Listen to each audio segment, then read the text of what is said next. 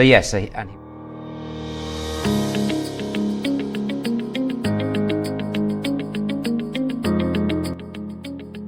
Hello and welcome to the official podcast of Palate Exposure, featuring Ilona Thompson, a podcast for those seeking the ultimate in wine, food, and travel. Each week she interviews winemakers, chefs, celebrities, and a variety of guests that shape the way we enjoy life.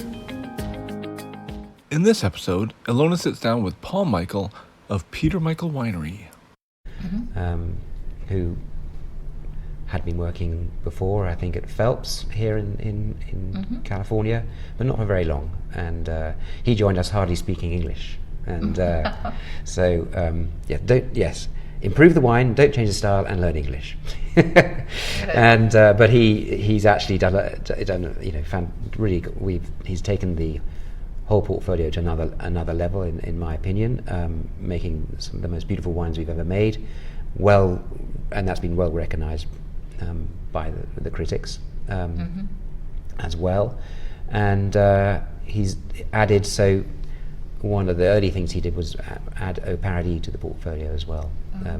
So that was one of his first projects. Although I correct myself, because he actually made the first Pinot Noirs from the Sonoma Coast. So we planted in 2006, and Nick joined us in early 2006. That's when he joined us. So yes. So he has added hugely to the program of what we do, and that continues today too. Sorry, go ahead. No, I think we should try this Sauvignon Blanc. We have a glass of Après-Midi 2014, which is a great vintage, and this is actually growing in the Le Pavo vineyard. It's in various parts of the vineyard there. It is a Sauvignon Blanc with a blend of a small amount of Semillon, and that'll vary from vintage to vintage, anywhere between 5% and I think up to 12%, up to 14% recently, I think. 14% is the highest we've done. And so, we want to try and, it depends on each vintage as to how much that Semillon it requires. So it's a Bordeaux-inspired white wine, clearly. In the first few years, it was 100% Sauvignon Blanc, and it was when Luc joined us that he added the Semillon, and it's called Après-Midi because it's a Sauvignon Blanc you can drink any time of the afternoon, from lunch onwards. It's a dangerous Sauvignon Blanc because I have been not only myself enamored with it, but it's a reference point for a lot of people of California Sauvignon Blanc. And again, in that spirit of, you're not about trendy, you're about being the trend. You're about really setting forth a philosophy that produces wines that are incredibly beautiful and elegant, but also so darn delicious that I have gone through a bottle of this while working. I probably should edit that out. But that's how really compelling it is to my palate. And this is a 14, which is a huge treat. I don't get to taste library Sauvignon Blancs from your brand, so thank you for that. I just want to quick salute you and you. Cheers. Cheers. Good health. Good health. Yeah. Absolutely, good health. Wow.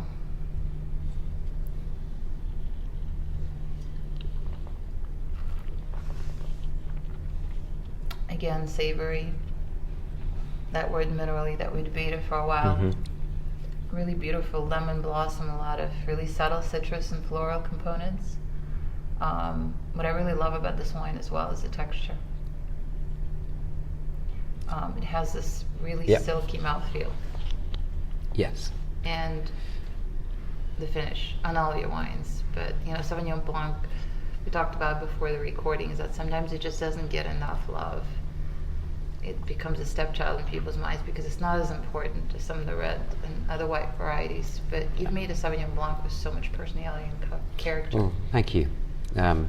So stories from the road, I think one of the regular stories from the road as such is when this is poured, and this features in most wine dinners, people, their reaction is, wow, this is, I thought I didn't like Sauvignon Blanc. but I'm loving this, and it's got a sort of complexity and a sort of gastronomic quality to it that you expect from a Chardonnay, and so you have Chardonnay drinkers coming and enjoying this, and so. Now this is really my extreme pleasure to taste the library wine that is so young and fresh. Again, I am continuously impressed with your commitment to integrity and quality across the portfolio. And now that I've learned that you make, I've always known it was extensive, but you said 7 wines per release? Yeah.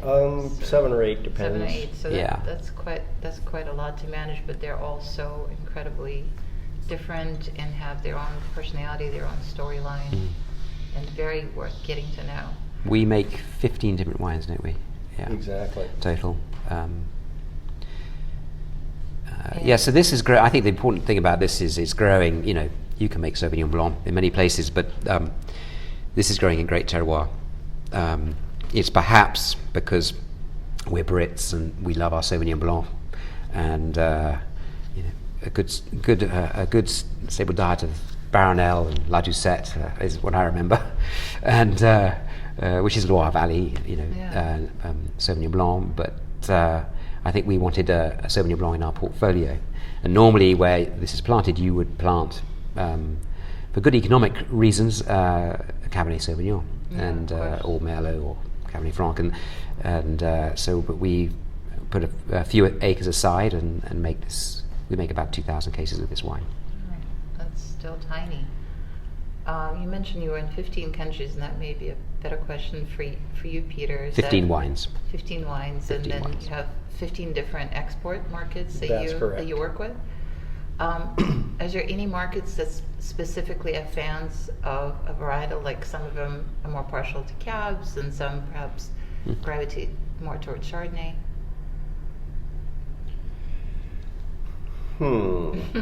I haven't noticed that. No, I've got to confess. It's really quite balanced across the board. That's interesting. Yeah. We do have a couple of states that are inordinately fond of the Sauvignon Blanc, actually. Hawaii and Massachusetts. That's quite a spread. Well, Hawaii, because it's obvious reasons. Summer there all the time. Yes, and it goes really well with fish. Warmer states. And an enormous amount of l'après-midi that goes to Massachusetts ends up on the island of Nantucket. Now it's making a lot more sense. Right, exactly. And it goes really well with Nantucket-based scallops, I'll tell you that personally. Of course, seafood, yes. And how's the Asian market? How's it different from others? What I was going to say is you would expect. What I was going to say was you find people know us because of our Chardonnays, but often, like 50-50, 50% of the time, people come to me and say, I'm looking forward to this evening. I know your reds. I love Les Pavo, but I'm looking forward to discovering your whites. That's really interesting. And I've never had them. So it's 50-50. And sort of related to that, in Asia, you would expect with Asian food a preference for the whites. Of course, yeah. But I don't know that that is the case. Really, in Asia, I haven't really remarked upon that. I think. Well, I think the collector community is inordinately focused on red wine, and a lot of the people that know our wine in Asia are very serious collectors. Yeah, of course. So those two things just seem to dovetail. Yeah. And you also support several charitable foundations, correct? So people might want to look that up if they're really curious about it. We do. So we have the principal activity there is the Peter Michael Foundation. Of course. In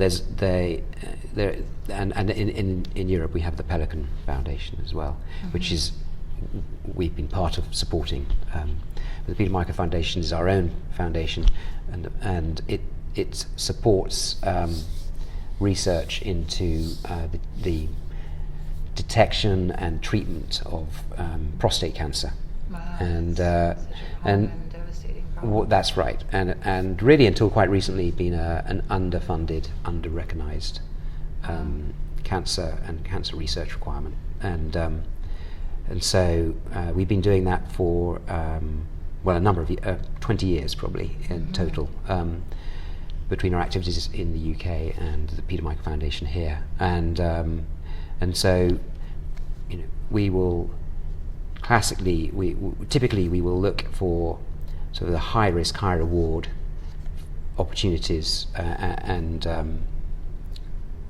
research projects out there, which are not going to attract the big funding, government funding, etc. Going against the grain. So, not the easy. well, it's important. So that these researchers, that's what you need, that gap, that funding gap, to substantiate a theory, and so we work with, for example, we work with the UC at San Francisco, with Dr. Larry Fong, looking at immunology treatments, and these projects are generating very good results, very encouraging results, and so it's rather than well, first of all, why prostate cancer? But prostate cancer is as I said, was under-recognized and underfunded.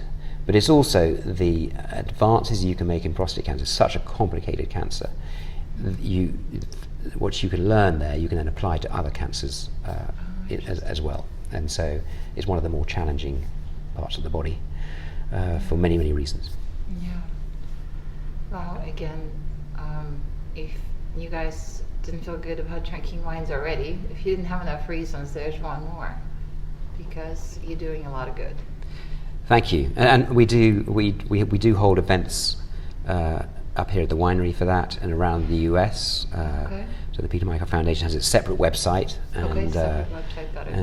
and we do kind of foundation events, friends events, sort of paired with Peter Michael wines. And the biggest event is up here in the summertime generally. Okay. And, yeah. So go on the website, Peter Michael. It's another way to come and visit us. Yes. And come and get to know us. That's Fantastic. for sure. Wow. So what is the next wine that we're going to taste, and what is the story behind that one? So the next wine is Le Pavo. Le Pavo means poppies. The Californian poppy, the orange poppy, state flower. Yeah. Was growing here, It's on the label.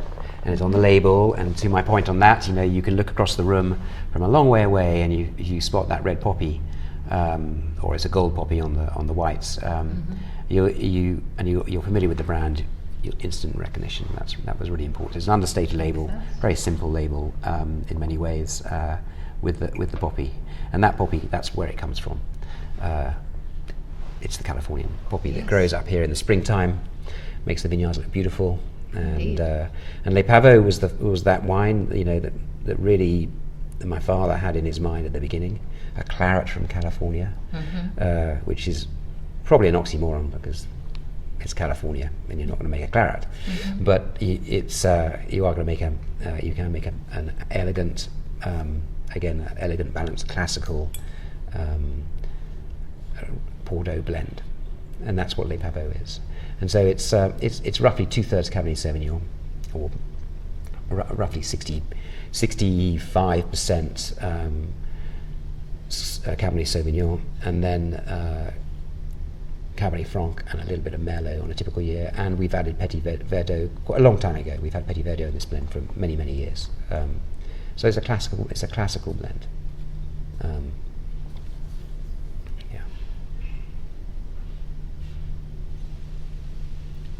Yeah. This wine definitely is highly cerebral and at the same time hedonistic.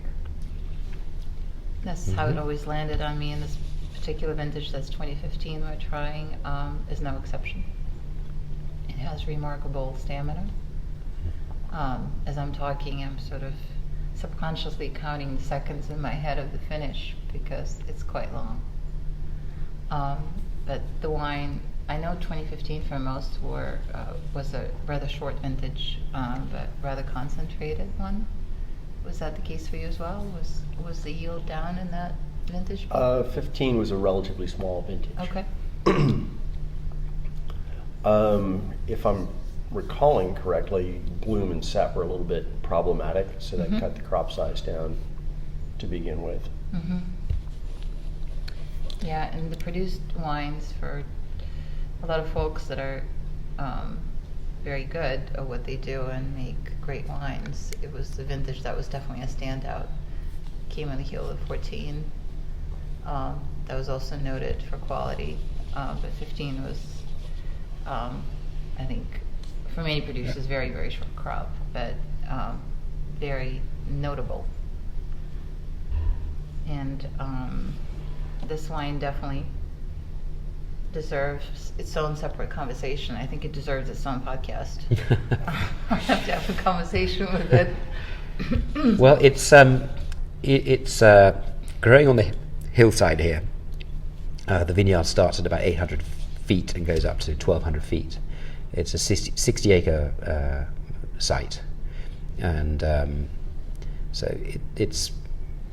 I guess it's probably we make more of this wine than anything else. So we make about 3,000 cases of this wine, which is still tiny. Which is still tiny. Pointing it out. Yeah, it's still small. It's all small production here, but so we make about 3,000 cases. We make it actually has a second wine called Esprit de Pavo that also comes from the vineyard as well, which is a more of a freestyle blend, different expression from the same vineyard, and we'll make sort of 1,000 to 1,500 cases of that.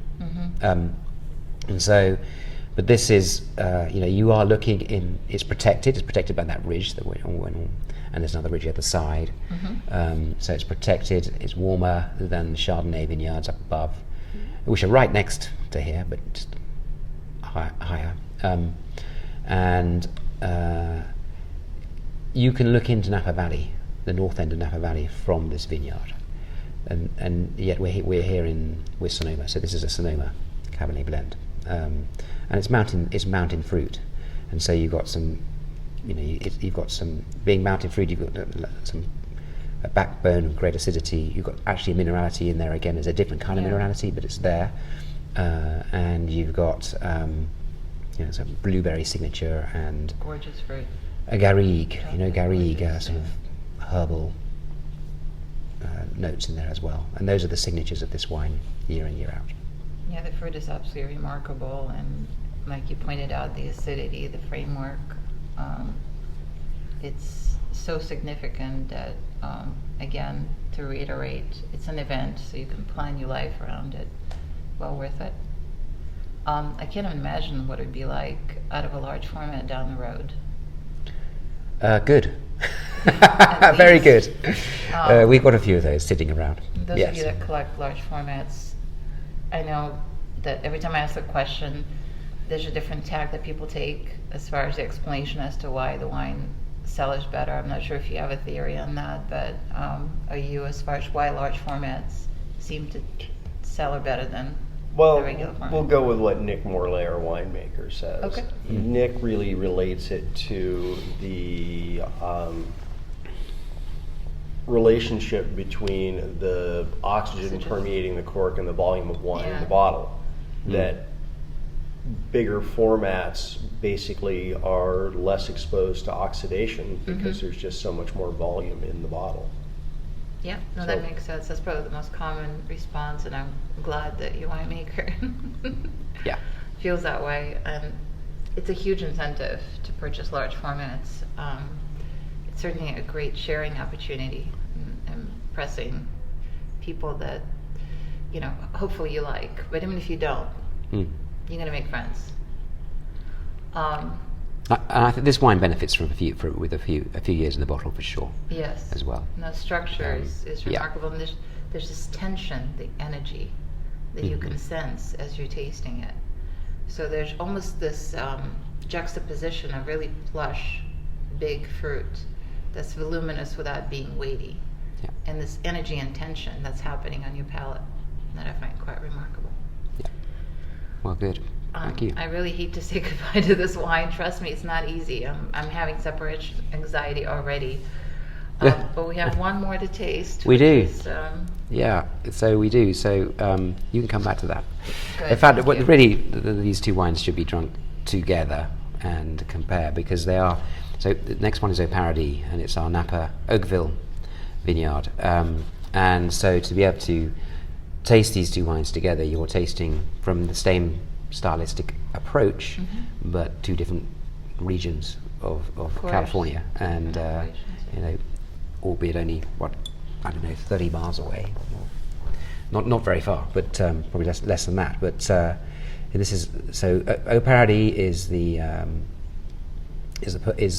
vineyard we purchased. It was originally the Choquette vineyard. Oh wow, that's quite a famous site. So this is exactly, and we'd been looking for a while, and so we were in the right place at the right time. And so it bought its neighbour's Napa Valley, and it sits at sort of 600 feet altitude, overlooking Napa Valley on the eastern side of Oakville. It's got that famous red dirt that Oakville's known for, and it's basically got a Napa cab here, but it's a blend. It's 76% Cabernet Sauvignon and 24% Cabernet Franc, and reflecting the vines on that property, and so enjoy. Thank you. I mean, 24% Cab Franc, that's a pretty hefty dosage. Typically Cab Franc is smaller ratio to Cabernet Sauvignon, and I mean, what's typical, it's just not as common for me to find a large component of Cab Franc, and there's nothing like a good Cab Franc. If it's good, it's really good. Well, Nick loves the Cabernet Franc that goes there. He very much so, and he calls this wine the Beethoven, and he calls Le Pavo Mozart, to kind of capture the different style. No, that's not the different style, but the different profile of what you got in the glass there. So it's definitely more masculine, more meaty. Yes. You've got that forwardness that you expect from a Napa wine, from an Oakville wine, for sure. This will drink younger, more easily. And a bit more of an herbal component, dry herb. Which I really love. Indeed. Tobacco. Yep. For sure, and baking spice maybe. Yes. Yeah. Savory.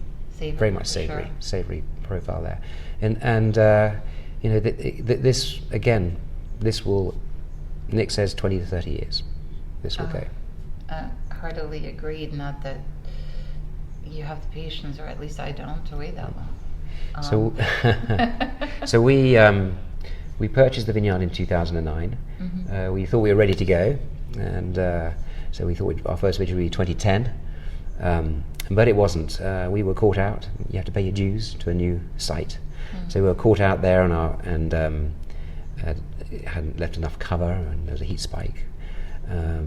We hadn't got our irrigation, properly sorted out there. So our first vintage was 2011. And difficult vintage for many. Yes, made a beautiful wine from there. We had in the meantime removed 10,000 tons of rock to give the vines better area for root, for their roots, and for drainage, better drainage. And improve the irrigation. We couldn't remove the rock. We had to crush it all on site, and so we have the most beautiful vineyard roads spread out throughout the vineyard there. We then had that wine in the bottle for quite a while, without a name, because we got, as I said, 15 wines. This is the 15th wine, and the family name. They come up with a name, and we welcome suggestions, but it's our prerogative.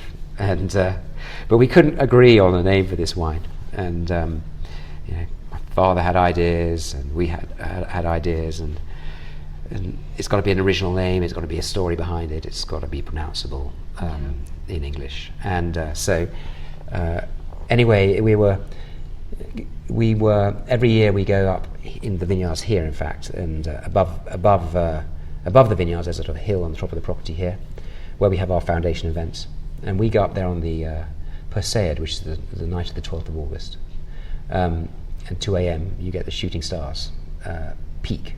You know, the Perseid builds up over late July and through early August, and you can count one shooting star a minute at 2 a.m. in the morning on the 12th, which we got this wrong before. It is the night of the 11th, if you think about it. But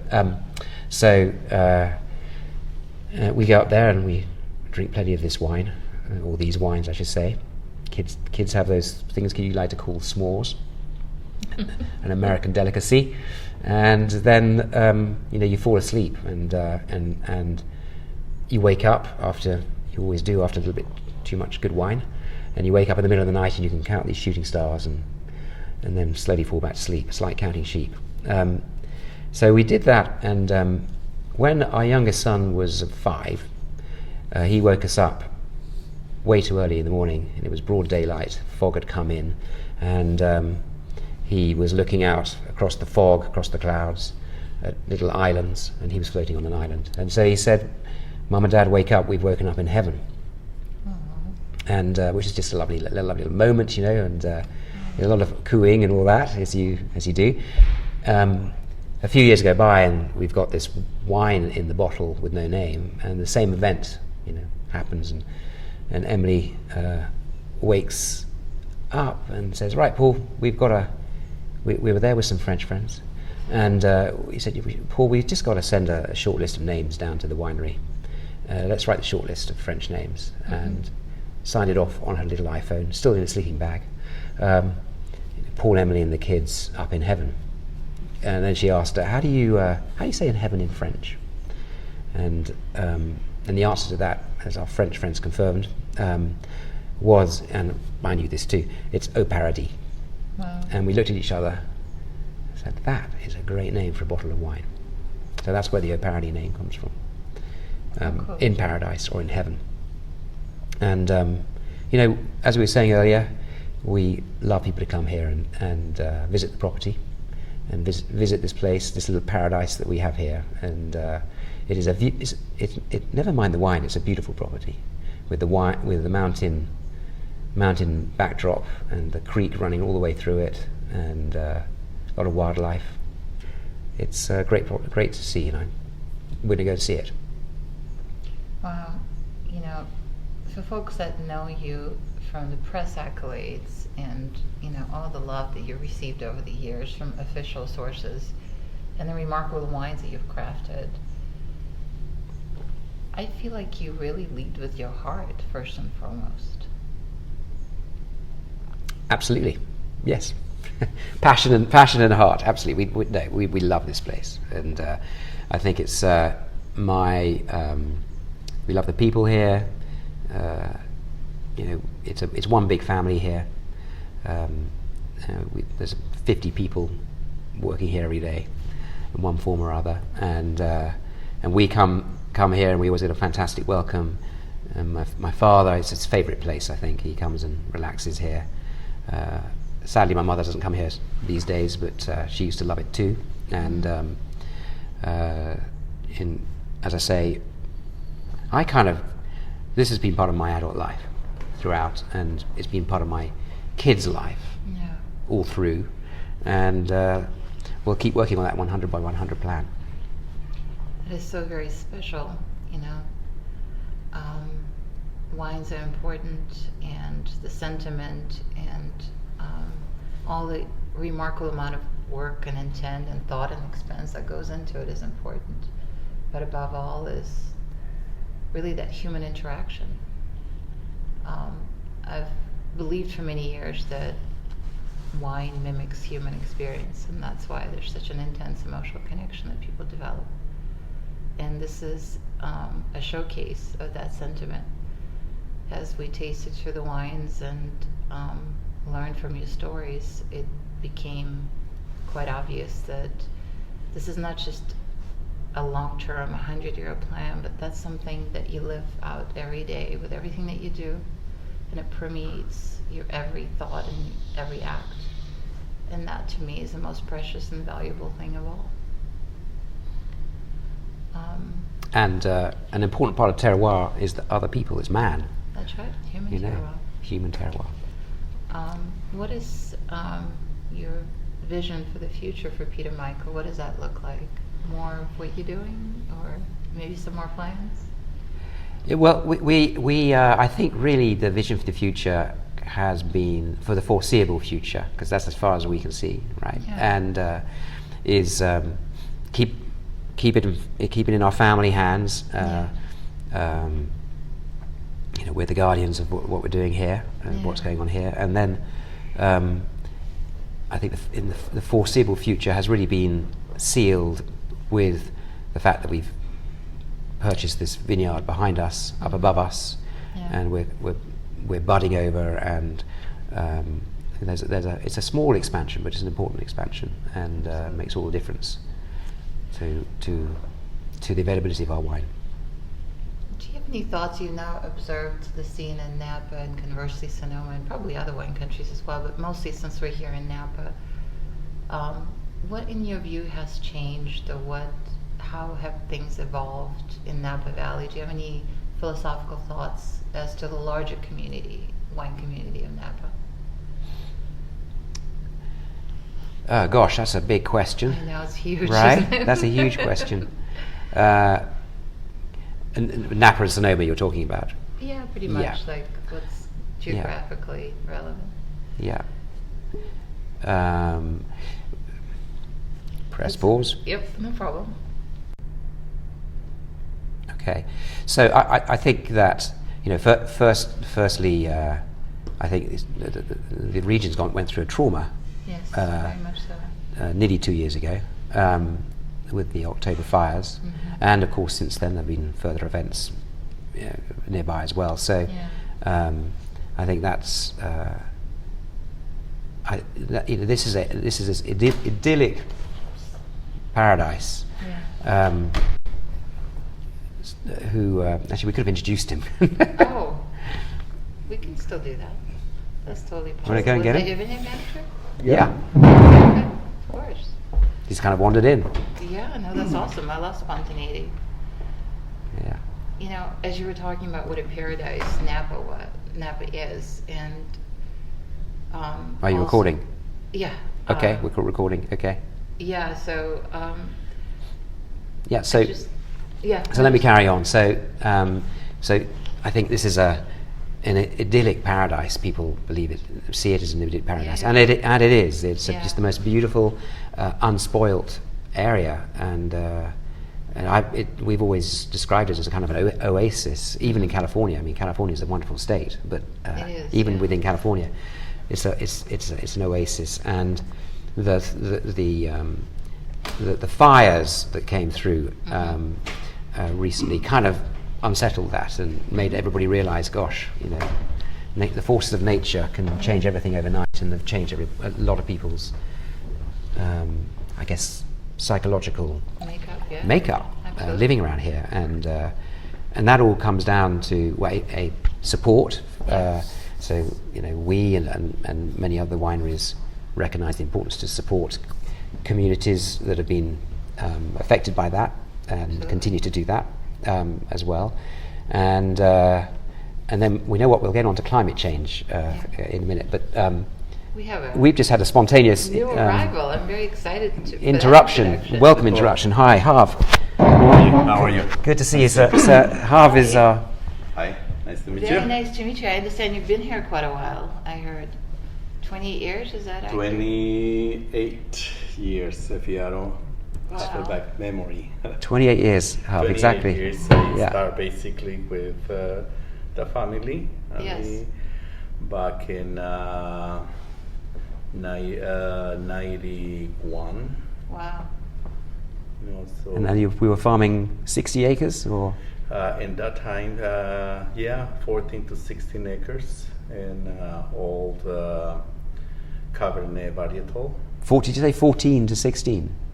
Yes. It was that small, right? Exactly. Yeah, there's only actually by the vineyard shaft right now in that section there, really flat.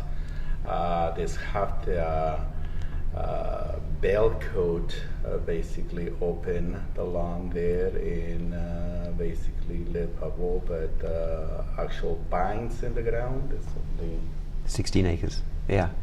And now since then you've planted. She's with a new Vineyard 9, probably now 150 in Nice Valley, 30 acres in Oakville, and 30 acres in Seaview and Pinot Noirs. I think it's really quite a serendipity. We're just talking about what a paradise Napa is, and obviously the vineyards that we're talking about in Fort Worth Seaview. I mean, I again joke that God had a really good day when he made that particular piece of land. The stewardship piece of it, the fact that somebody has to be very cognizant and conversely very busy. It's a lot of hard work to actually manage it and preserve it. And here you are walking in, and it was like a sign. It's pretty hard work, but at the same time, it's always saying many times is Paul here, but working with the family and definitely with Sir Peter and Michael. I mean, it's very special. It's really special. It's really motivate. I always came with the conversations when I'm talking with him to say, I'll still remember when I give you a tour with Mark Albert. He say to us, the only thing I'm looking for is 4,000 cases so I can drink with my family and friends, and if it is possible, I can make a little bit of money. Wow! I always remember him. When I'm alone, and I say, "Sir, there's 25,000 cases, and it's not stopped yet." But it's really nice. I mean, working with the family and find those special properties, because that's what it is,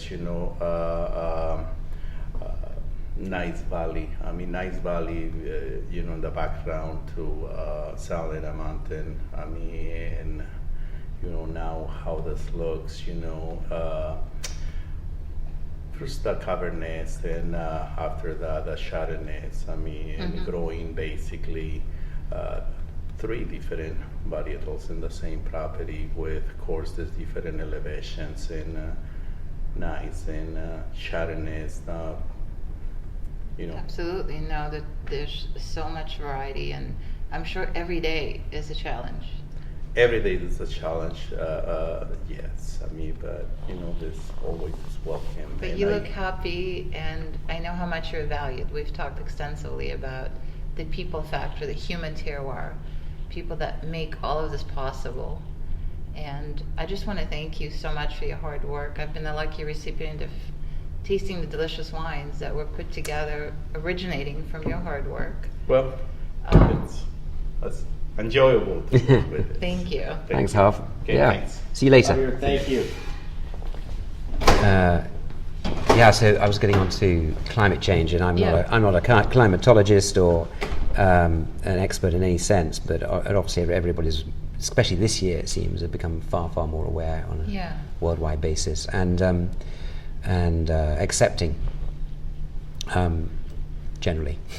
And I think that those events of nearly 2 years ago and last year are part of that. And but I think that the wine is a very, very visible, winemaking is a very visible expression of climate change, and how to react to it. And wine is something that almost everybody in the world comes into contact with, and